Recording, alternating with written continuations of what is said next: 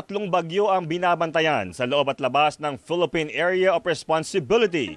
Dalawa rito ang humahatak sa habagat na nagpapaulan pa rin sa malaking bahagi ng Luzon maging sa Western Visayas. Nananatili ang lakas ng bagyong Neneng habang patuloy na kumikilos pa Taiwan. Huli itong namataan sa layong 530 kilometers sa silangan, hilagang silangan ng Itbayat, Batanes. Taglay ang lakas ng hanging umaabot ng 55 kilometers per hour at pagbugsong 70 kilometers per hour. Hindi naman inaasahang magla-landfall ang bagyo.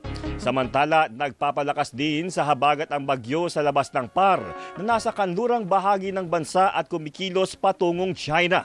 Habang nasa hilagang silangang bahagi ng Mindanao ang isa pang bagyo na wala pang direktang epekto sa bansa. Sinabi sa DZMM ni Pag-asa weather forecaster Lian Loreto, inaasahan naman ang mas maaliwalas na panahon bukas hanggang sa linggo. Pero muling iiral ang habagat at asahan na po ang epekto nito hanggang katapusan ng Agosto.